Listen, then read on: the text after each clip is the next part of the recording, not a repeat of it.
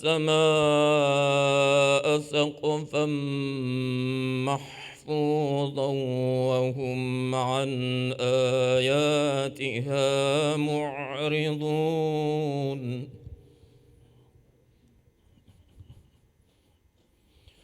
وهو الذي خلق الليل والنهار والشمس والقمر كل في فلك يسبحون صدق الله العلي العظيم. صلوا على محمد.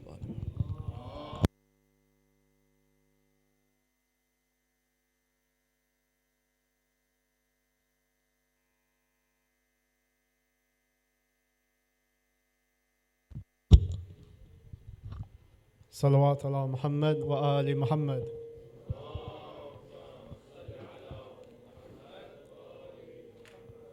Thank you, Brother Hussein, for that wonderful recitation.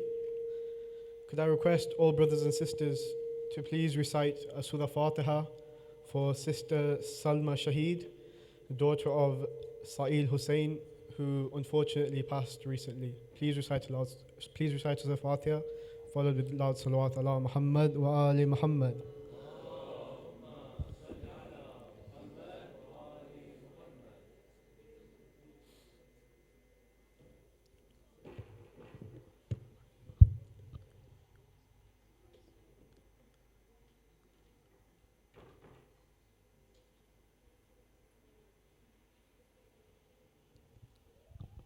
Before I call up the next reciter, could I please request that the brothers just stand up and move as far forward and close to the stage as possible, so it's much easier for the brothers who are coming in later to fill in the spaces, and to shift to my left, your right, to prevent the blocking of the entrance. Recite aloud Salawat ala Muhammad wa ali Muhammad.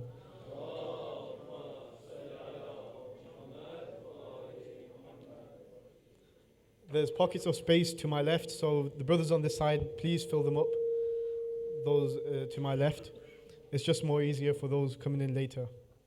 Salawat ala Muhammad wa ali Muhammad.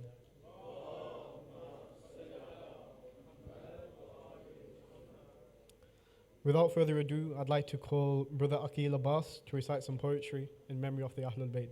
Please welcome him with the loudest of your salawat ala Muhammad wa ali Muhammad.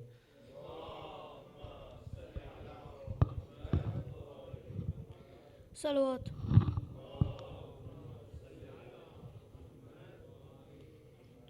Hi Abbas, hi Abbas, hi Abbas, hi Abbas.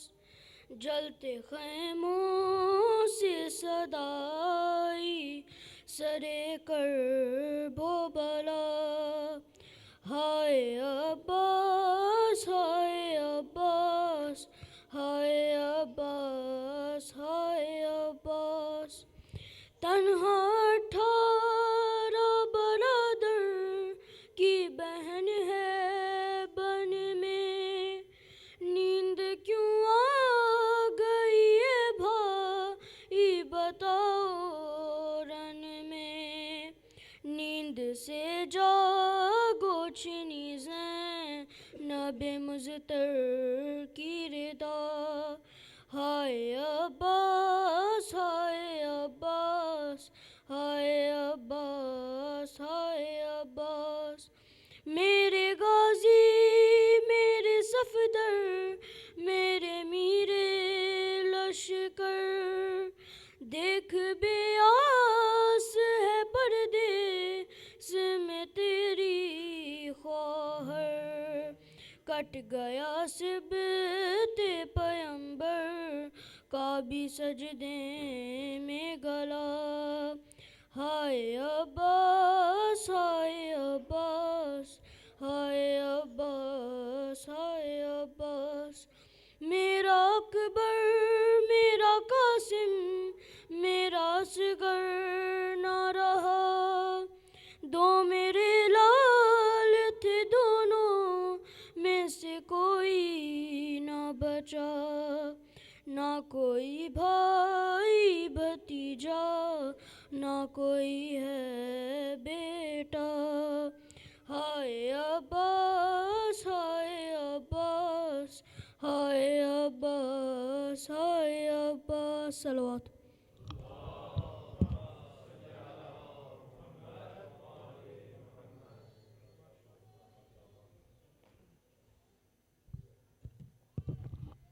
Thank you, Brother Akil. For the safety and long life of Brother Akil, please recite aloud Salawat ala Muhammad wa ali Muhammad.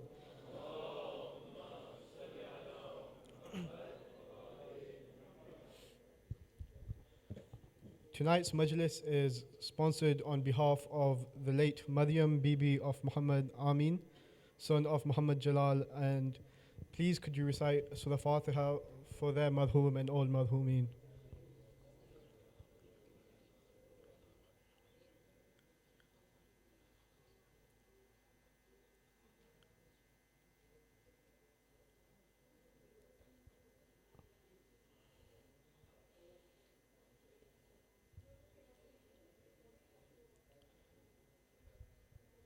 Salawat ala Muhammad wa ali Muhammad.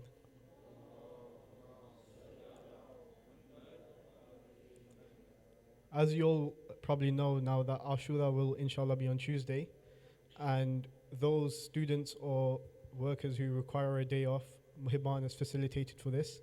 We have letters on the front desk which explain clearly what Ashura is and why it is important for us brothers or sisters to take a day off, to explain to the employer or your college teachers. So if you can just collect that from the front desk, and inshallah it's a way of spreading the word of Imam Hussein as well. Please recite to Allah salawat ala Muhammad wa ali Muhammad.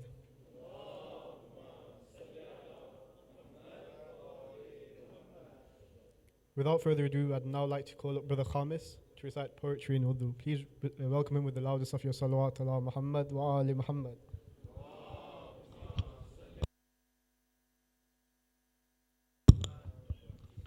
Mohammad वाले मोहम्मद बुलंदतर सलावत।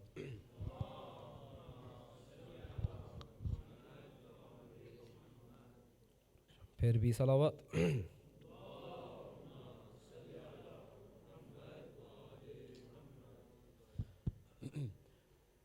When Imam Hussein alayhi salam arrived in Karbala, he wrote a letter to his best friend, his childhood friend, Hazrat Habib ibn Matahir. And these few words of poetry I'm about to recite, it's in regards to that letter and what Imam probably would have written in that, the sentiments. So before I begin, can you please recite the loudest of salawats?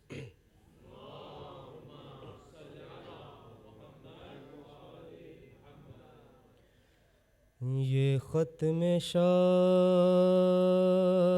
ने लिखा हबीब आ जाओ। ये ख़त में शाह ने लिखा हबीब आ जाओ।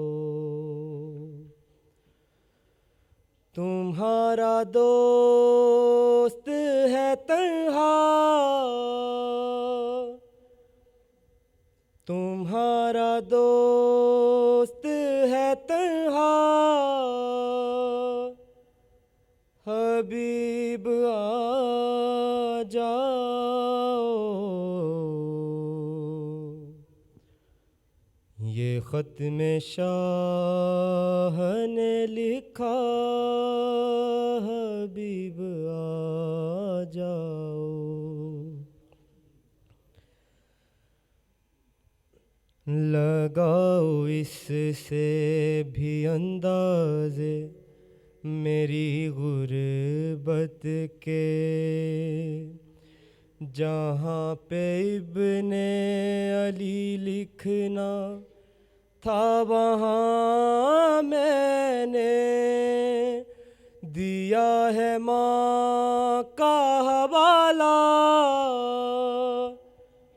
हबीब आ जाओ। ये ख़त में शाह ने लिखा हबीब आ जाओ।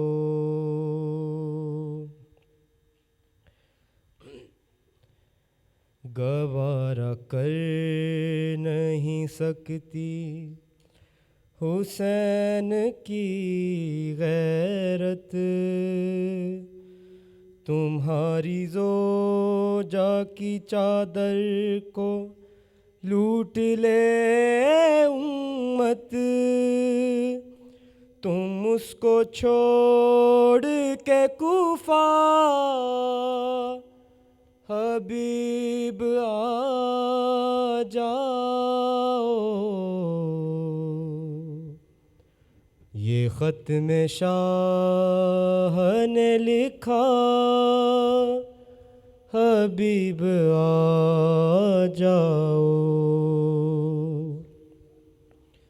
ये ख़त नहीं इससे बहनों की आरज़ू समझो, हमारे लफ्ज़ों को ज़ैनब की गुफ्तगू समझो। बहन बुलाती है भैया, बहन बुलाती है भैया,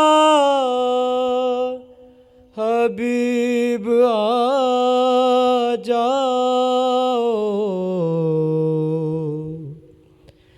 ये ख़त में शाह ने लिखा हबीब आ जाओ। बता रहा था उसे कोई भी नहीं है तेरा, तो बोली सानी ये ज़हरा हबीब आएगा। है उसको तुम पे भरोसा हबीब आ जाओ। ये ख़त में शाह ने लिखा हबीब आ जाओ। दरे बतूल दोबारा जलाया जाएगा, तुम्हारे दोस्त पे खंजर चलाया जाएगा। नहीं है वक्त ज़्यादा, नहीं है वक्त ज़्यादा, हबीब आ जाओ। ये ख़त में शाह ने लिखा हबीब आ जाओ। वो जब ये सुनती है कूफे से आ रहे हैं शकी, तो पूछती है हमारा भी आएगा कोई, दुआएं देगी सकीना, दुआएं देगी सकीना, हबीब आ जाओ। ये ख़त में शाह ने लिखा हबीब आ जाओ। तुम्हारा दोस्त है तन्हा, तुम्हारा दोस्त है तन्हा, हबीब आ जाओ, ये खत में शाह ने लिखा, हबीब आ जाओ। सल्लल्लाहु।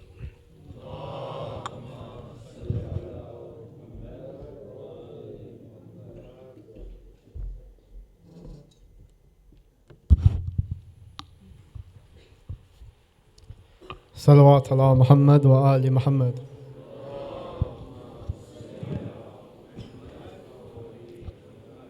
Thank you, Brother Khamis, for that wonderful recitation. As we've mentioned already on previous nights, if any of the brothers have a passion for poetry or recitation, then please do speak to one of the volunteers, and inshallah we'll try to accommodate you. Now, without further ado, I'd like to invite the Sayyid, but before I do that, I request that all the brothers please move as far forward possible. There's pockets of spaces here to the front, to my left, so please try and fill them in. We want to try and maintain segregation, and we want to prevent blocking the entrance. Recite aloud salawat and start moving, please. Salawat ala Muhammad wa ali Muhammad.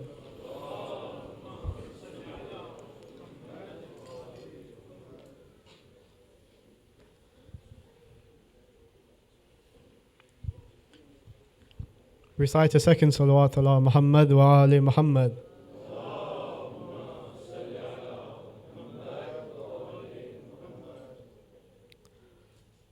We're honored to have Sayyid Mostafa Al-Qazwini joining us from America, the United States, and tonight's lecture will be on empowering women.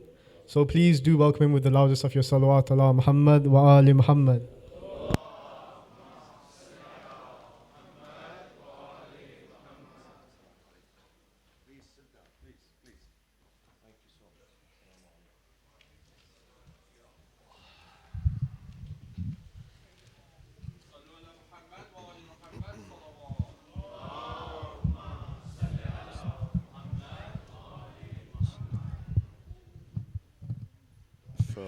Firmly. Use your muscles. Yes, exactly. No, this one is good.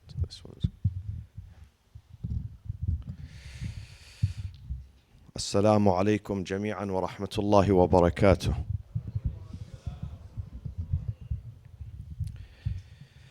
Bismillahir Rahmanir Rahim. Alhamdulillahi Rabbil Alameen. والصلاة والسلام على أنبياء الله جميعا وعلى سيدهم وخاتمهم حبيب إله العالمين أبي القاسم المصطفى محمد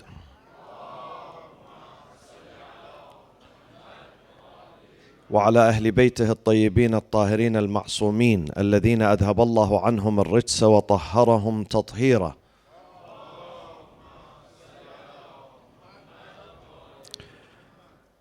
السلام عليك يا أبا عبد الله وعلى الأرواح التي حلت بفنائك وأناخت برحلك. عليكم مني جميعا سلام الله أبدا ما بقيت وبقي الليل والنهار، ولا جعله الله آخر العهد مني لزيارتكم. السلام على الحسين وعلى علي بن الحسين وعلى أولاد الحسين وعلى أصحاب الحسين جميعا ورحمة الله وبركاته. قال الله تبارك وتعالى في كتابه الكريم: أعوذ بالله من الشيطان الرجيم، بسم الله الرحمن الرحيم.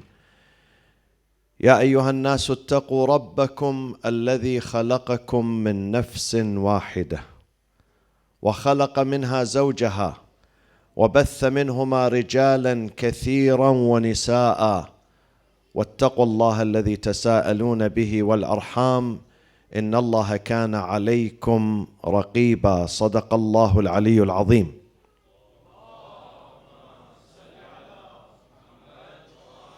One of the important topics that has to be discussed in every occasion and every event like this great event of Ashura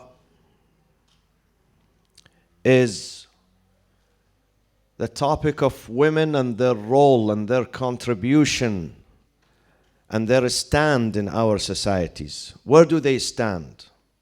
What is our stand on women? This is a critical question, critical subject that has to be addressed, has to be discussed all the times. All the times. Because people in the West cannot be convinced that Islam is the religion of equality if we treat women as second-class citizens. Unfortunately, in the past, for so many centuries, women were neglected. They were mistreated. In many Islamic societies, not all, in many Islamic societies, women were barred from education, from learning, from going to school.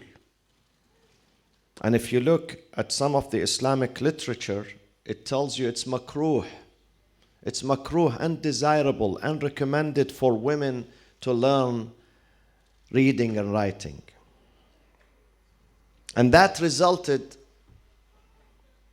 these mentalities and these mistreatments resulted in very terrible, catastrophic repercussions on the Islamic societies, on the Islamic psyche, on the psyche of the people. Because women are the first teachers of our children. Your children, when they open their eyes first, who do they see? They see their mothers. Mothers are the closest people to our children. They spend most of their time with our children inside the house and outside the house. So if women do not learn, if they don't read, if they are not educated, if they are not aware, if they don't know their Islam, how do you expect them to pass this knowledge, Islamic ma'rifah, to their children? Can someone who lacks knowledge teaches you knowledge? Cannot. And therefore, when you look and examine certain Islamic societies who did not do justice to women, you saw them are always behind other civilizations, behind other countries. Even until today, they mistreat each other. They don't have a trust in each other because they neglected their mothers and their sisters and their daughters and their women. They didn't encourage them. They didn't respect them. They didn't even consider them to have a human soul. Do you know, in many philosophies and theologies, they were debating for a long time whether women have a human soul or not. And therefore we paid a very heavy price. It really affected our psyche. It affected our behavior. It produced low self-esteem for the society. Because when the mother is down, when the mother is not honored, is not appreciated, she cannot deliver appreciation. She cannot give courage. She cannot give encouragement to her children, to her society, to her family. And now we have to fix this problem. We have to take care of it. I know some of you were raised in good families. You had the best mothers. And my friends, I mentioned this last time and I mention it on every occasion. We are the products of our mothers. We are the products of our mothers. If our mothers are healthy, strong, educated, open-minded, encouraged, then you follow her footsteps. Because she's the one who's nurturing you and raising you and feeding you and teaching you. But if your mother is not positive, if your mother is breaking down, nobody's taking care of her.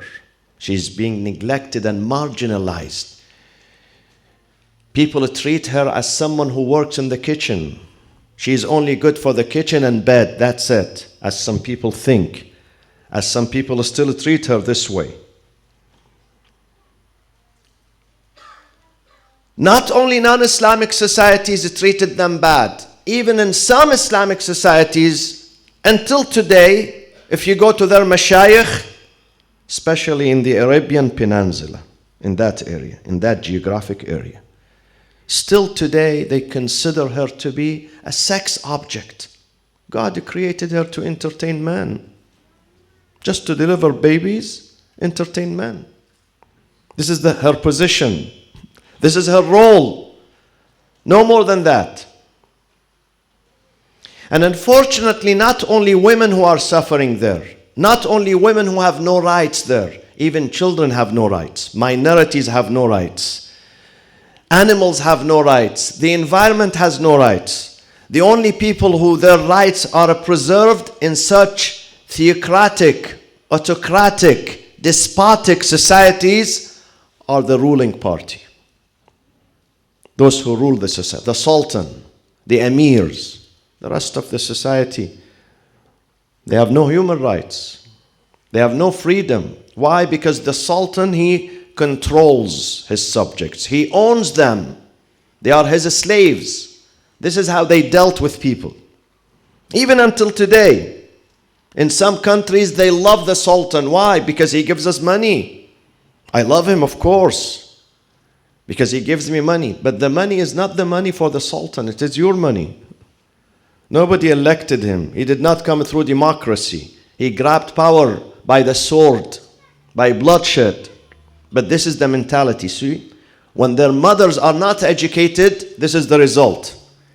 He thinks that he's indebted to the sultan. We have to change this, my friends.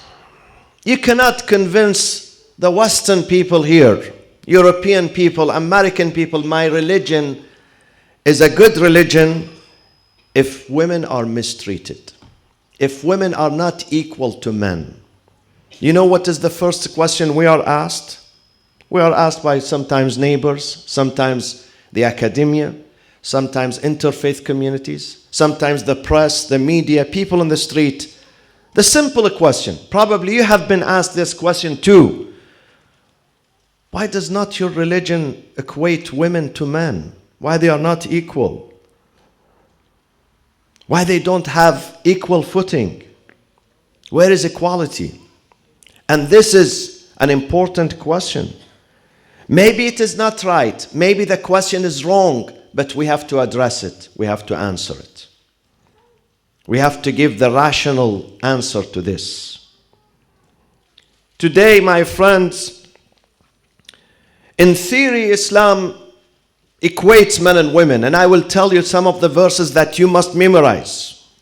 You must memorize these verses, so when you have a discussion with your friends, you present them these verses. This is in our book, in our scripture. But unfortunately, the practice is not compatible with the theory. The behavior, the practice does not fit the theory. The theory is something and the practice is something else. And therefore, when you open the Quran, let's come to the theory. Are really men and women equal? What is the answer? Some people say yes, some people say no. But shouldn't we listen to God?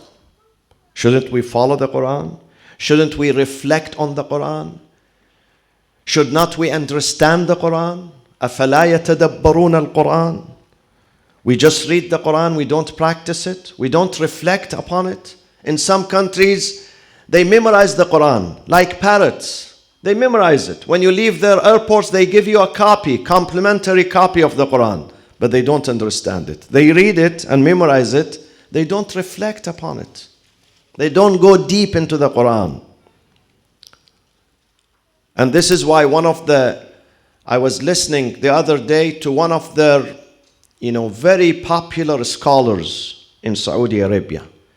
This is exactly what he said, exactly, verbatim. He said, women, they have ربع عقل الرجل, 1/4 of the brain of man. This is a popular scholar who memorizes the Quran, who teaches people the ethics, who teaches people Islam, who claims to teach the people the Sunnah of Rasulullah sallallahu alaihi wasallam.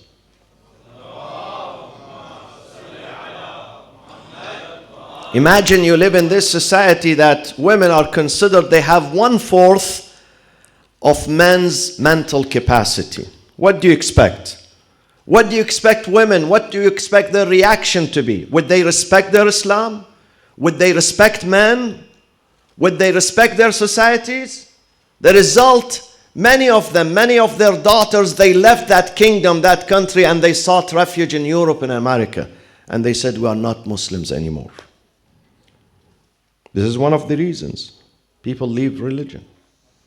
Not because religion is bad, or Quran is bad, or the Prophet is bad. Because those who represent religion are bad. Because those who represent religion, they misrepresent Islam. They misinterpret Islam. They misunderstand Islam. They don't tell you the truth. Because he's a misogynist.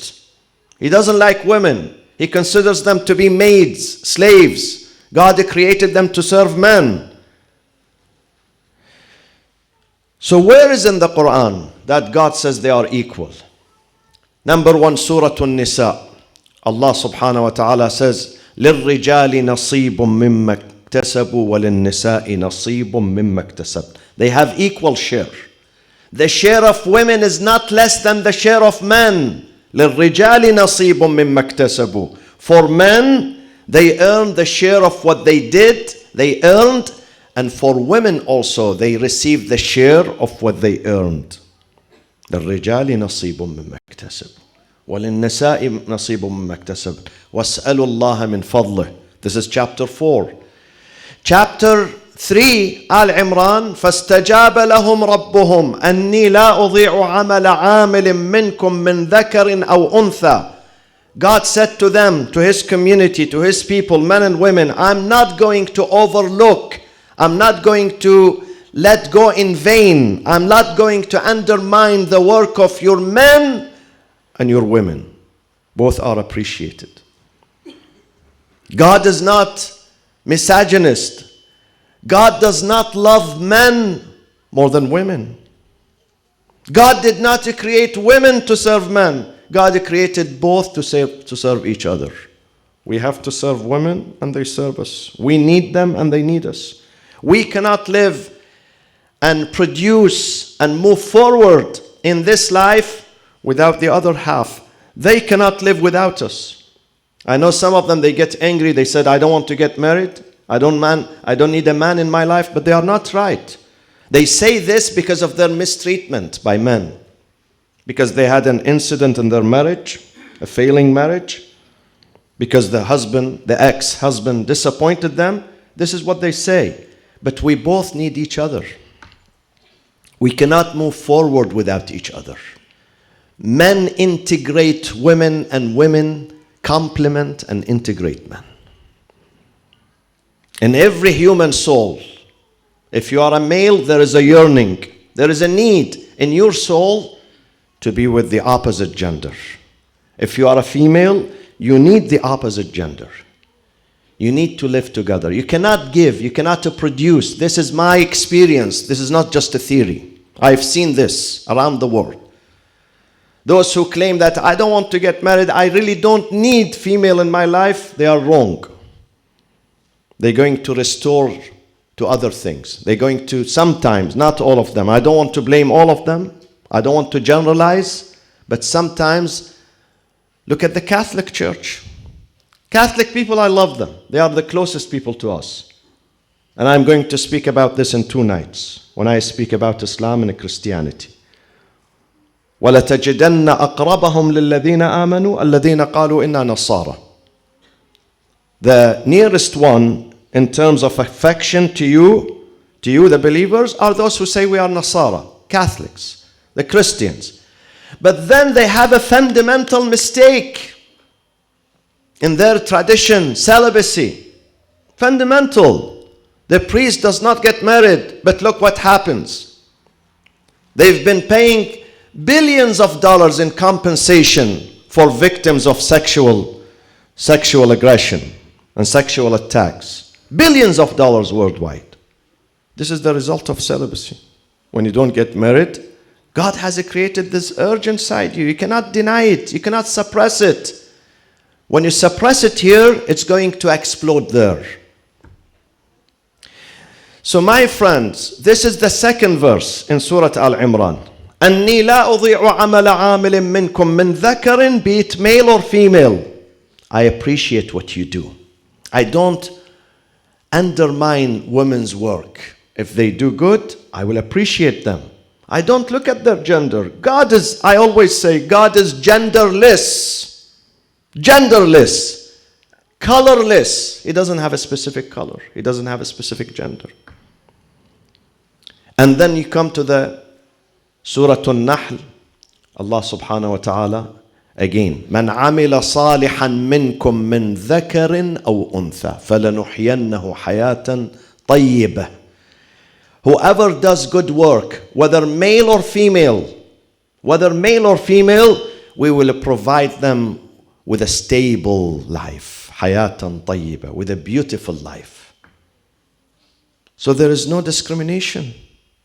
There is no bias in Islam. There is not even gender preference in Islam. There is nowhere in the Quran God says, men first, women second. Show me. Show me. Teach me. Maybe I don't know. Now we come to some verses in the Quran that some people consider them to be controversial. One of them in Surah Al-Baqarah. وَلِلرِّجَالِ عَلَيْهِنَّ دَرَجَةٌ. Listen to this. I'm going to translate this. وَلِلرِّجَالِ عَلَيْهِنَّ دَرَجَةٌ. Men have a degree above women. This is exactly the translation. What sort of degree is this? Degree in honor? A degree in respect? A degree in value? Tell me, what is it? Degree in what? Can someone say this tonight? Don't be afraid of your wife or, Stand and tell me, yes, say it. This is my understanding. وَلِلرِّجَالِ, and for men, they have a degree above women. عَلَيْهِنَّ دَرَجَةٌ. A degree in responsibility. God is not saying men have more respect, more honor, more privileges, more jurisdictions, more credits than women. He's not saying that. He's saying in the family, men have more role, more responsibility. So who is responsible for the well-being of the family? Who is responsible for the protection of the family? Who is responsible for the maintenance of the family, for the defense of the family? Men. Men have more responsibility. وَلِلرِّجَالِ عَلَيْهِنَّ دَرَجَةٌ. You come to the second one in Surah, which is considered by some to be controversial. And sometimes the Western people also, Western professors, authors, they say, look, this is the discrimination. But they don't understand, because they lack the understanding of the Arabic literature sometimes. And sometimes they want to be biased. In chapter 4, Surah An-Nisa, God says, الرجال قوامون على النساء بما فضل الله بعضهم على بعض وبما أنفقوا من أموالهم. Men are قوامون, above women. What does قوامون mean? قوامون, if you open the dictionary, it says upholders, maintainers, caretakers. This is the meaning of it. Is this discrimination? Is this bias? God is saying that there is more role for men to protect their family, their women, their children. They have more responsibility because men are the one who initiate the family. Men who go to women and say, would you marry me? So when you go to people's daughter and you ask for her hand, you are telling her, I have more responsibility. I'm going to take care of you financially, physically, mentally, spiritually, morally, socially. I'm your defender. I'm going to maintain you. This is our responsibility. It's about labor division, my friends. Labor division. God says men have specific qualities. Physically, they are different. Psychologically also are different. Physiologically are also different from women. And because of their qualities, before what God has given them. But this is not favoritism. God is not saying they are above women.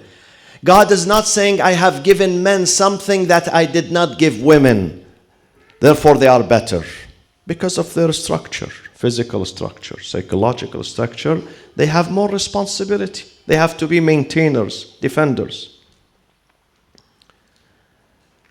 So in the family, who is the decision maker? Listen to me carefully. Decision is made jointly by the husband and the wife.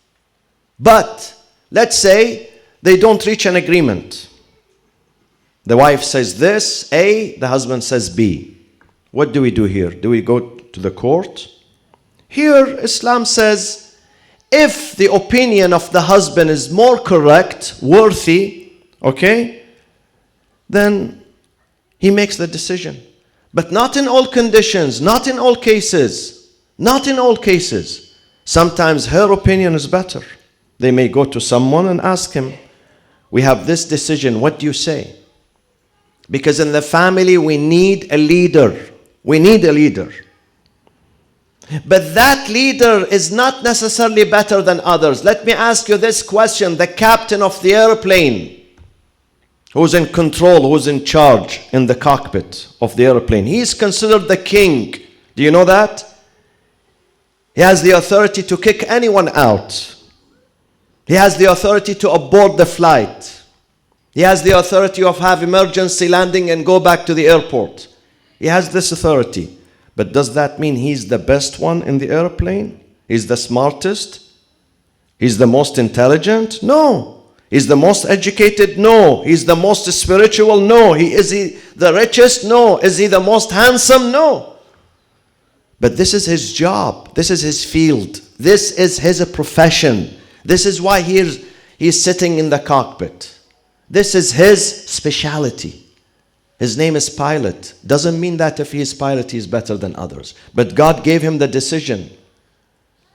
The government gave him the decision to make a decision. Because you are the king here. Not because you are better than others, but because this is your field. This is your specialty.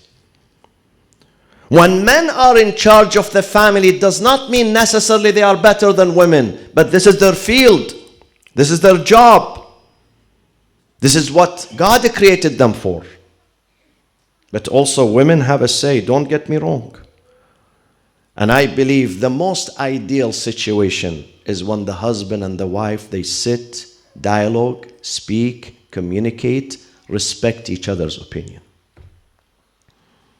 Sometimes, in some situations, I'm going to speak about marriage, inshallah. How to make your marriage, how to stabilize your marriage. Sometimes the husband listens to his wife, sometimes she listens to him. That's the best solution. We are not saying that 100% all the times women have to listen to men. Neither always men have to listen to women. Sometimes you listen, sometimes she listens. That's the ideal situation if you want to protect your family. But if you are arrogant, if you are big-headed, if you think marriage is an institution of dictatorship, then that is not going to work, of course.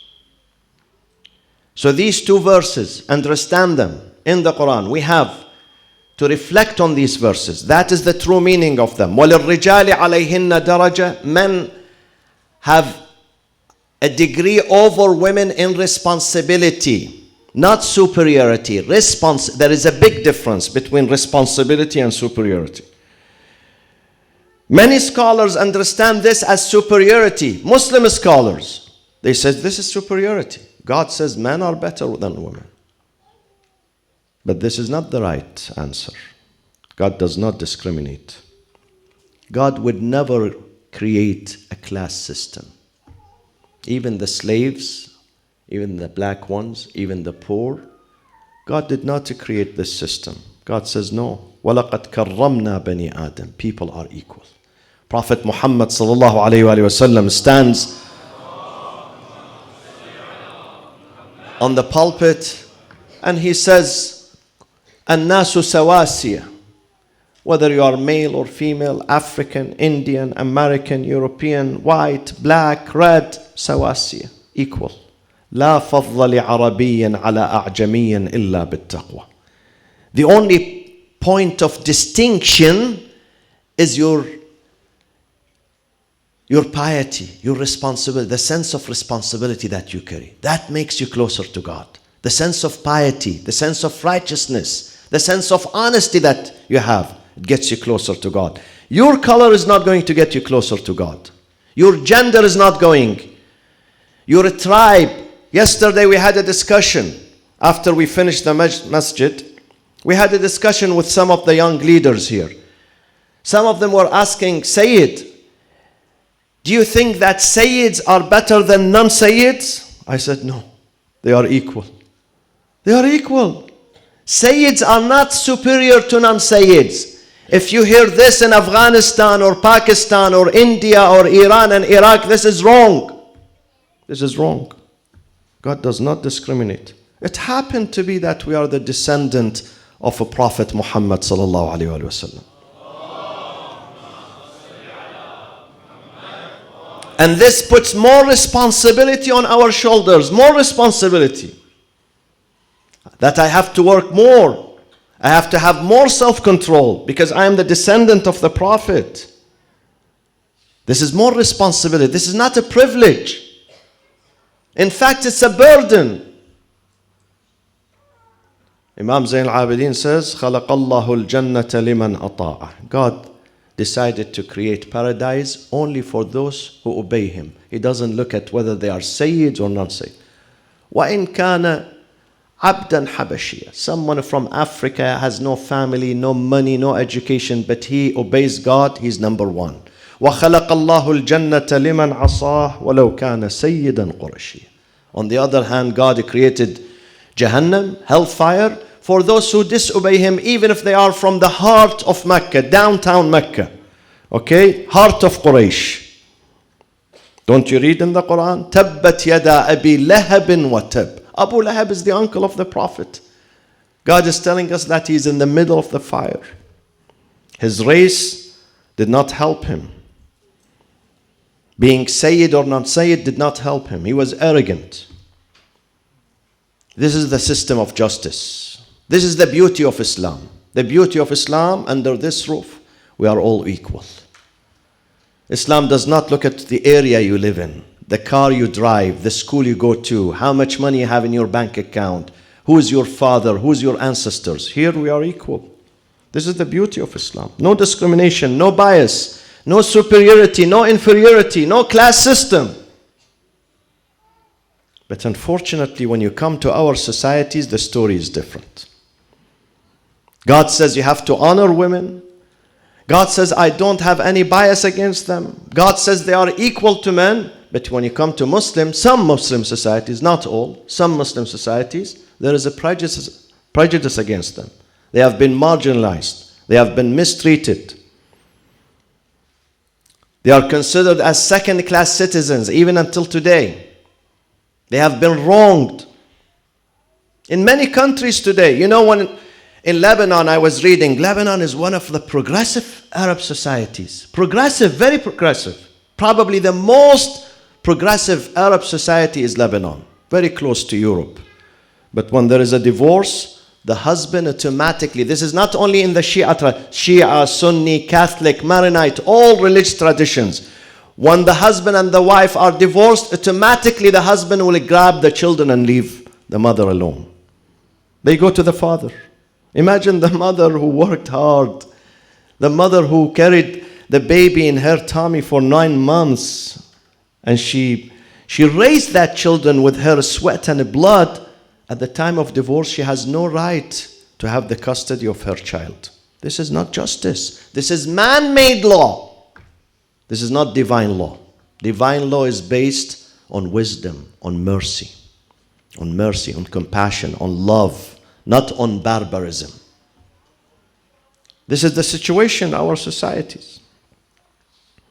And therefore we have to change. Therefore we have to discuss these issues. Why we are here for Muharram? What do we learn from Imam Hussein? What do we learn? Look at how Imam Hussein treated his sister Zainab alayhi salam. She's almost equal to Imam Hussein in her importance, in her importance, in her influence, in her leadership. Who carried the banner of Imam Hussein after his martyrdom? Who brought us the voice and the message of Imam Hussein after his martyrdom? Zainab. Why Imam Hussein took his sister? Many people said to him, please don't do this. Ibn Abbas, his first cousin, he's a scholar, Ibn Abbas. He pleaded to Imam Hussein, please, Ya Aba Abdullah, you're going to be martyred. Don't take Zainab. Don't take women. Imam Hussein said, but this is what God wants me to do. Because she's my partner. She's my partner in this revolution. Once I die, who's going to continue this revolution? This lady, Zainab, I have to take her. He didn't leave her at home. He didn't say to her, Zainab, I want you to relax in Medina. I don't want you to see blood. I don't want you to see me being murdered. He never said that. She has a role. She has a vital role. I always say, Ashura has two parts. One part by men, Imam Hussein, Abu al-Fadl, Ali al-Akbar, the companions. The second part by women. Lady Zainab, Lady Sakina, Lady Rabab, Lady Layla, Ruqayya, others. They complement each other. Imam Hussein couldn't have been successful without Zainab alayhi salam. Believe me, if Imam Hussein went alone only with men, the entire revolution would have been aborted. It would have been futile. It wouldn't work. It was Zainab, her stand in Kufa, her speech in Kufa, her speech in Damascus, her speeches rather, on the way to Damascus, on the way to Karbala, even in Medina, when she arrived in Medina. She's a vital part of Imam Hussein's Nahda and revolution. Why we don't learn? Why when it comes to us, we cry for Imam Hussein, but we don't follow him? Why we don't learn from him? When do you want to change the situation? When? Shouldn't we change the situation? Now we have no control over our countries. We have no control in Pakistan, in Iraq, in Iran, in Lebanon, in Egypt, in Morocco, in Saudi Arabia. But we are in a new society. We can do more here. So what is needed, my friends? Let me conclude with 3 points. Point number 1. Women have many potentials and many talents and many capabilities. We have to encourage them. Encourage them to do more. We, the men, have to encourage them. One person was telling me, Sayyid, please, you came to Manchester for 10 days, don't do revolution here. I want you to go back safe to your country. I'm not intending to do revolution, believe me. I'm not inciting women against men. Because when your mother is empowered, when your sister is empowered, when your wife is empowered, when your daughter is empowered, you are empowered. Your family is empowered. Your community, your society is empowered. Don't feel insecure. Some men, they feel insecure. When you speak about women's rights, oh, no. They're going to rebel against me. Don't tell them, don't remind them. No, this is not the case. If we live in a just society, in a society where there is justice and fairness, and piety, taqwa, the fear of God, the love for God, then if they compliment women, I consider compliment to me and my family and my community and my religion. I shouldn't feel insecure because at the end of the day, she's my wife. She's the mother of my children. She's my daughter. She's my sister. I need her to be dignified. I need to help her. We are not in competition here. We are not Manchester United and Liverpool. We are not fighting. We are working together. By the way, I passed by the stadium today. Beautiful stadium. Sallu ala Muhammad wa ali Muhammad.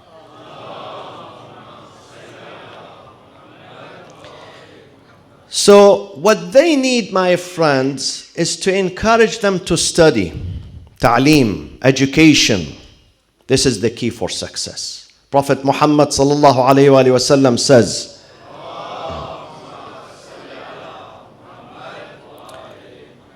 learning ilm and ma'rifah is the master key for every success. If you don't have knowledge, if you don't go to school, because I don't want you to be corrupt. You know, in the past, they would not let their daughters to go to school. At the age of 13, 14, they get married, they get pregnant, and they start the reproduction. Every year they have a child. And she knows nothing about her rights. Ta'aleem and education, my friends. We have to encourage them. But with ta'aleem, with learning, they have to learn akhlaq too. And we have to learn akhlaq too. Education without good manners is zero, is nothing. Tarbiyah, this is why tarbiyah and ta'aleem, refinement, nurturance, tarbiyah plus ta'aleem. Not just education. Education by itself, if you take the tarbiyah away, it's a disaster. It's a disaster. So we have to encourage them. The more they study, the more they learn, the more they are able to teach us, to teach our children, to know what is right and what is wrong, provided that they have akhlaq also. We have to encourage them to learn. One day, women came to the Prophet, they said, Ya Rasulullah, men are surrounding you from every direction. We try to reach to you. We try to speak to you, we can't, because all the time men are surrounding you. What should we do? The Prophet said, one day in the week is dedicated for women. No men. You have to come and sit. One day in the week. At that time, 1400 years ago, you can have a free access to me. You can come and learn. I'm going to teach you. So he dedicated one whole day to teach women. If education was haram for them or unrecommended, then how come the founder of this religion, Rasulullah sallallahu alaihi wasallam, dedicates his time to teach them? As I said, tarbiyah and ta'aleem, both. Because sometimes people learn knowledge, they become professionals, but they don't have heart. They don't have conscience. They don't have the fear of God. It results in catastrophes. The second, my friends, the second step to empower women in our societies is to allow them to get engaged in the society, engagement in the society. A society cannot be run only by men. In some Muslim countries who think in a patriarch society, who think that only men can do the job, they are wrong. This is why they don't move forward, they move backward. Because they excluded half of the society. They excluded them. They marginalized them. It doesn't work. If you want your Islam and your community to be successful, you have to get women on board. They have to participate. They have to participate in social life, in political life, in the educational life, in all aspects of life. Can you imagine 1400 years ago, the Prophet, God is telling him, Ya Rasulullah, when you need to do something, consult women and ask them to pay allegiance to you. Paying allegiance is casting your vote. Today you go to the ballot box, you cast your vote. At that time, there was no ballot box. You come and shake hand with the Prophet. You do what they call it in Arabic? Bay'ah, allegiance, paying allegiance. Okay? Women also, they came, إِذَا جَاءَكَ الْمُؤْمِنَاتُ يُبَايِعْنَكَ Ya Rasulullah. So accept their allegiance. They don't shake hand, but they come to you, Ya Rasulullah, and they say, we follow you, we accept you. Voting, this is voting. And can you imagine in some countries, even today, after 1400, where the Islam was born, women have no right to go to the ballot box. Why? Because as I said earlier, their sheikh, their alim, he says they have 1/4 of the brain of men. So they don't give them. And do you know why they don't allow them to learn? Because they want servants, they want slaves in their homes. They don't want equal partners. They want servants. Women there just to serve men and their desires. So participation, my friends. Our women, they have to participate in the government. We have to encourage our sisters. I mentioned this last night because I believe in it. If I don't believe in these ideas, I would not tell you about them. Believe me, they are in my heart. I said about civic and political engagement in this society, in this country, not only for men, this is for women too. We have 2 members of Congress now in America, 2 Muslim members. One who came to America only 25 years ago as a refugee from Somalia, Ilhan Omar, and the other Rashida Tlaib of Palestinian origin. We are proud of them. We are proud of sending 2 American Muslim women to the Congress because they represent us. Even men are proud of them. This is how you tell the Americans, the European, the Westerners that Islam does not discriminate. See? A woman can represent me as a man. And probably she better represent me than a man. You have to do the same. Do you have MPs? Muslim MPs here? Not here in London. Muslim MPs? How many? Females. No? So you have 650 MPs in the parliament, yes? 650? Am I right or not? So no Muslim females? No, I mean in the parliament, not the House of Lords. Female members? Say salawat ala Muhammad wa alayhi. But we need more. Look at how many Muslims we have. Today I was traveling in Manchester. For a second I thought I'm in Najaf, Karbala, because of the hijabis, mashallah, we see. So we need to send more. They have to be ministers in the government, MPs, even in the judiciary. What's wrong with a woman to be a judge? Most of the scholars, they accept that. She has the mental capacity, the psychological capacity. She has the education. They go to law school, they graduate. Sometimes they are smarter than men. So we have to encourage them, even in the judiciary, in the executive branch of the government. We have to encourage them. Parents, fathers, brothers, husbands, encourage them. This is how we protect our Islam. This is how we fight Islamophobia in this country and in the West. When we tell them those are our women, they are not being marginalized. Look, this is a living example. This is how you defend your Islam. And in your Islamic circles, my friends, also you have to promote women and empower them. When we come to an Islamic center, Imam Bargah, Husseiniya, mosque, most of the people in the board of trustees, board of directors are men, dominated by men. Then where is the other voice? How do you hear the other voice? How do you hear the other voice? So we have to encourage them to come forward. They need encouragement because some of them are afraid. The society would reject them, would not accept them, would not welcome them. But you encourage them and sometimes they work in an Islamic center, but they work in the kitchen. They vacuum, they clean. They don't give them leading positions, leading roles. They have to be in a leading position.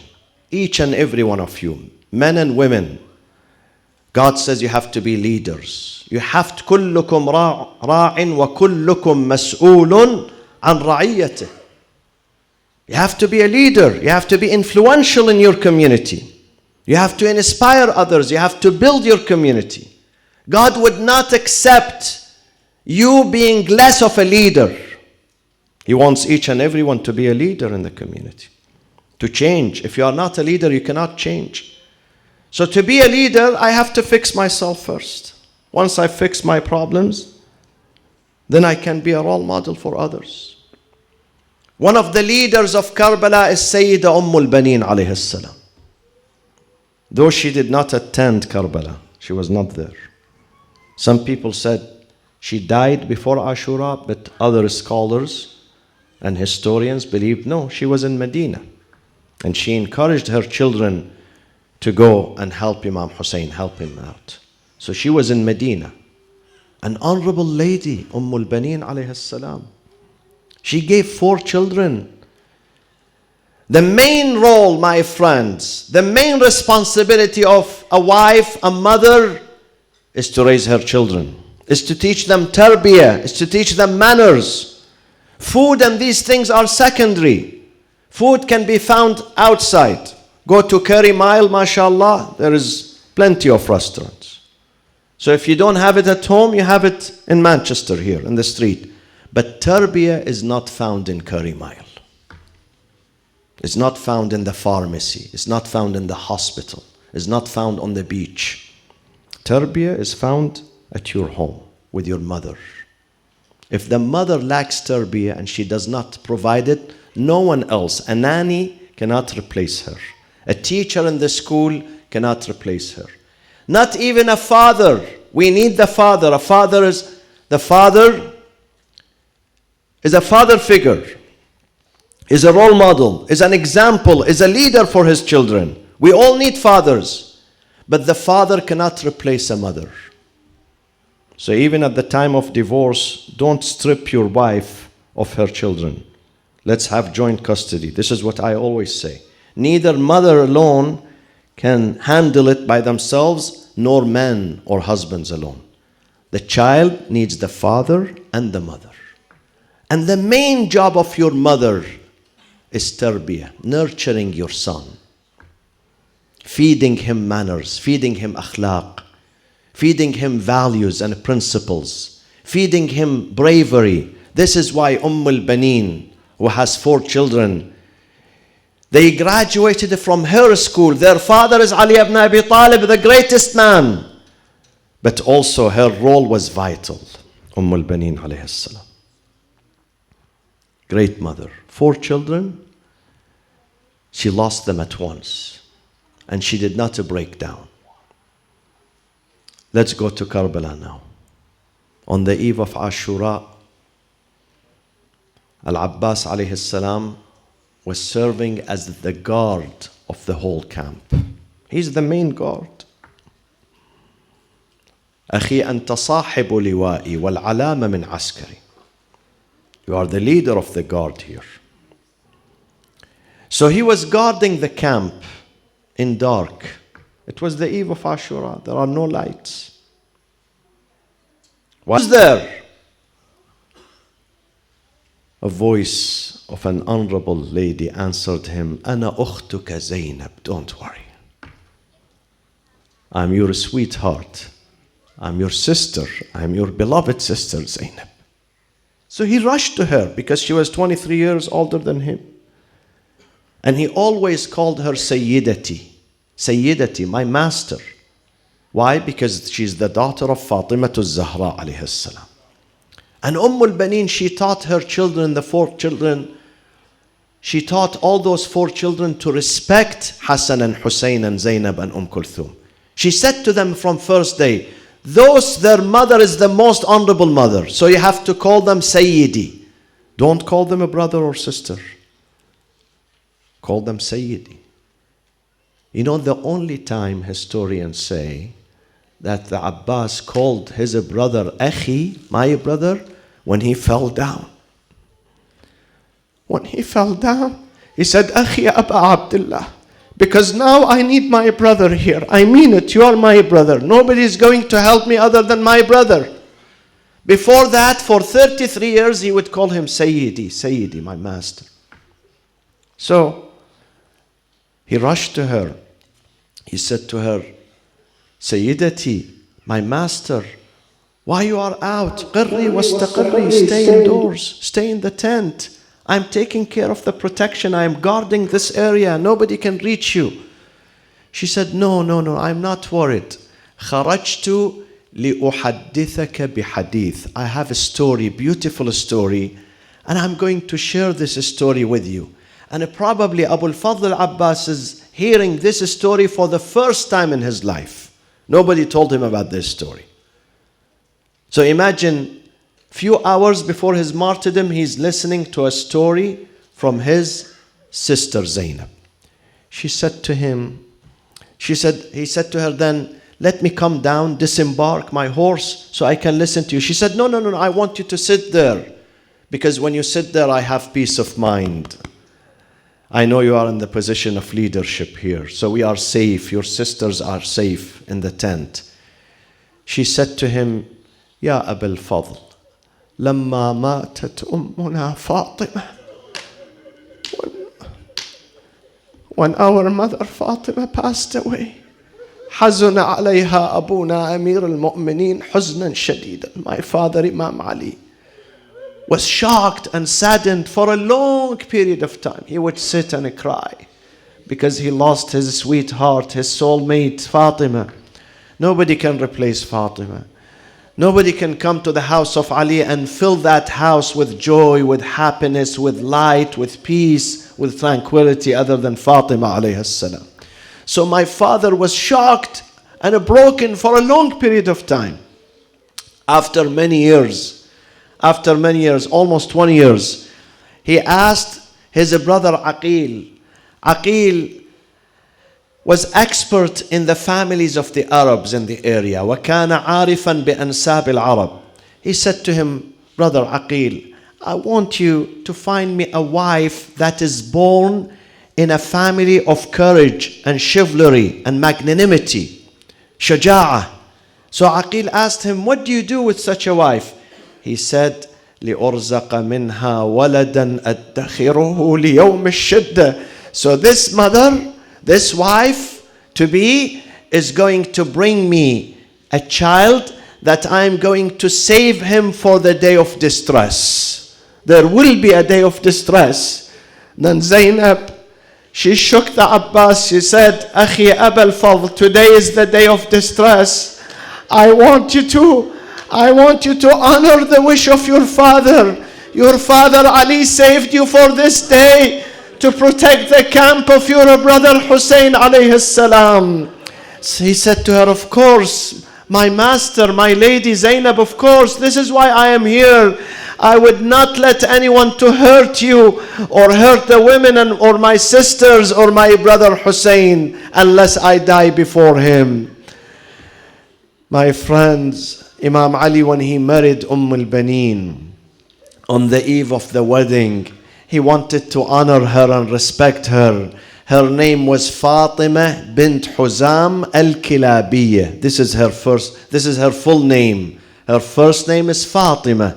So Imam Ali asked her, what is your wish on the eve of the wedding? Tell me your wish. What is your wish? She never asked about money, about house, about jewelry, clothing.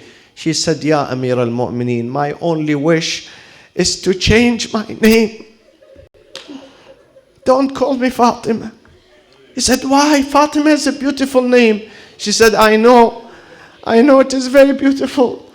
But when Hassan and Hussein and Zainab and Kulthum, they hear the name Fatima, they remember their mother. I don't want to break their hearts. I don't want them to feel sad.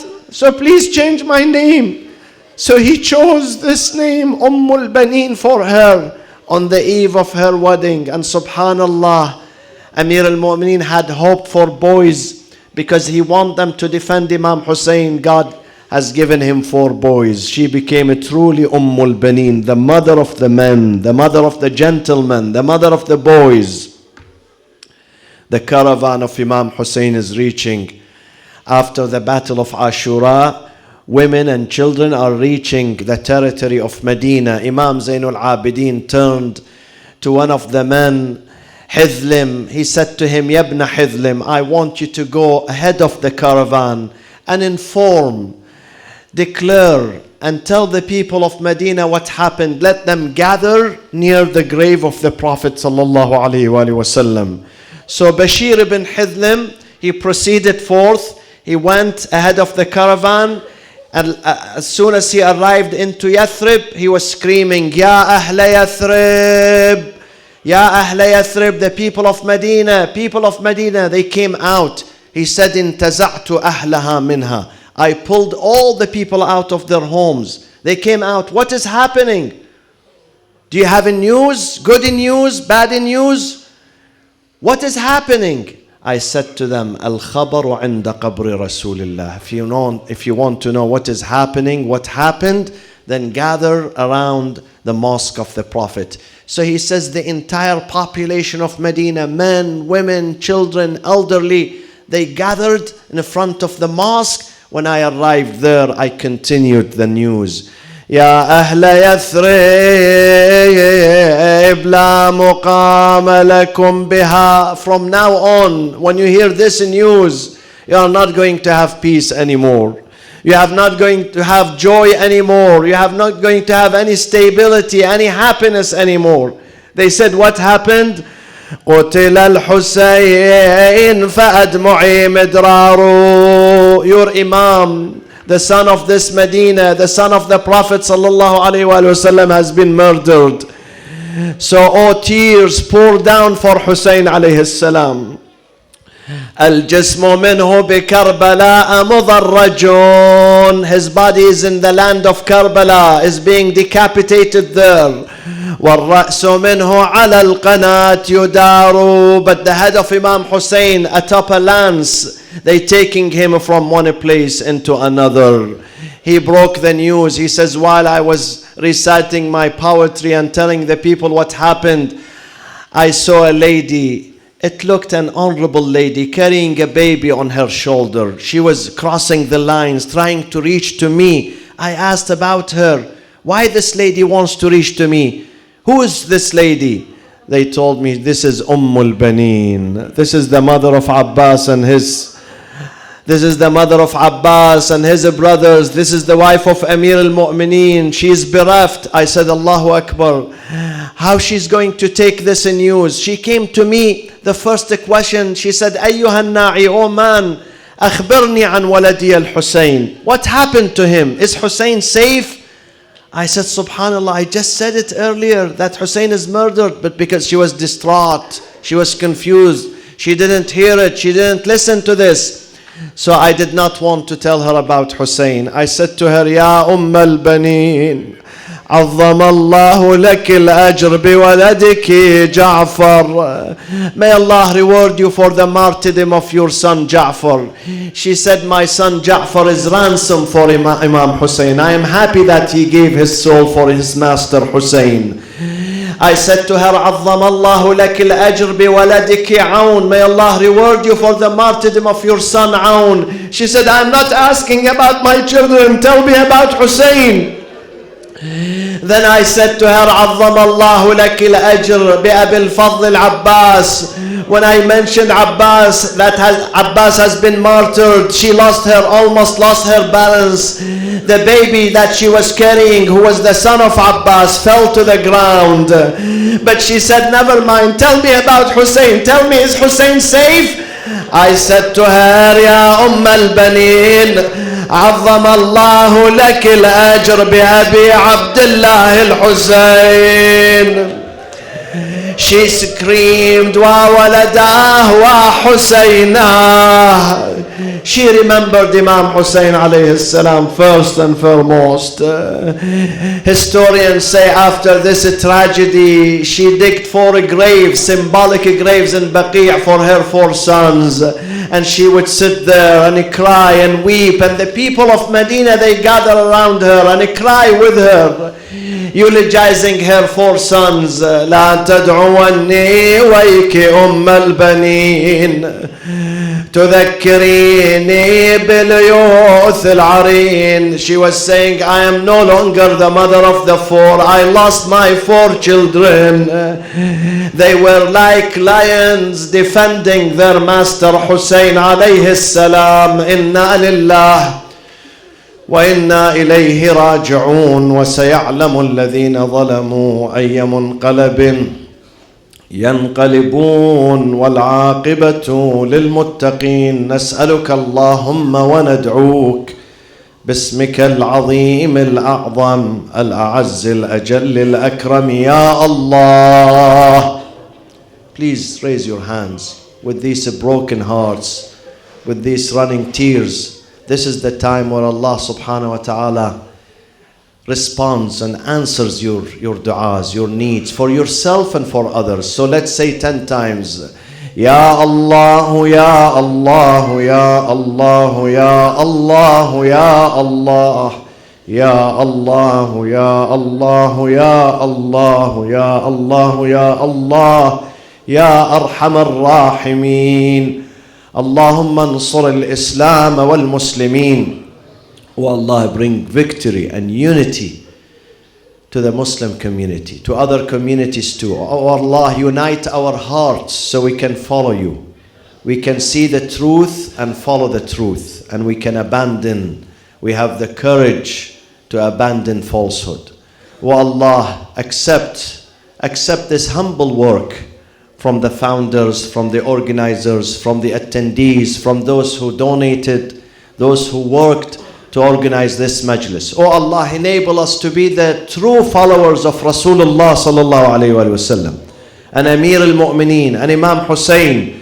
Enable our women to be the true followers of Lady Fatima alayhi salam, Lady Zainab, Lady al-Baneen. Oh Allah, protect our children, our young ones, the new generation. Protect our fathers, our homes, our properties, our cities, our communities. Oh Allah, deepen and strengthen our faith and our commitment to Ahlul Bayt and to our Islam. Oh Allah, expedite the reappearance of our leader, our Imam, our beloved Sahib al-Asr wal-Zaman, wa ila arwah al-mu'mineen wal-mu'minat wal-shuhada. ثواب الفاتحة مع الصلاة على محمد وآل محمد.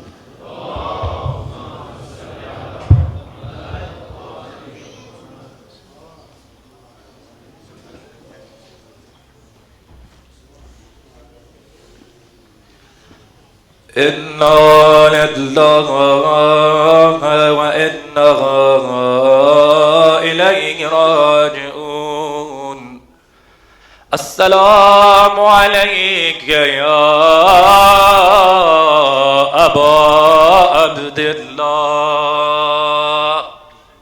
يا حسين يا حسين يا حسين يا حسين يا حسين يا حسين يا حسين يا حسين.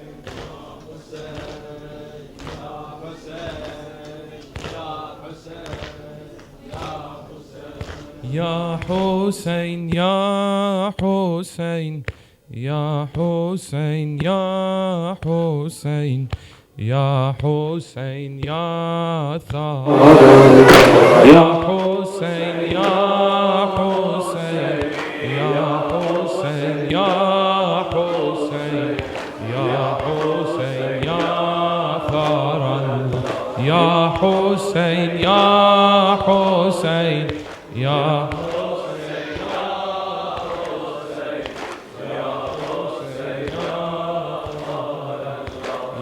حسين يا حسين يا حسين يا حسين يا حسين يا ثار الله.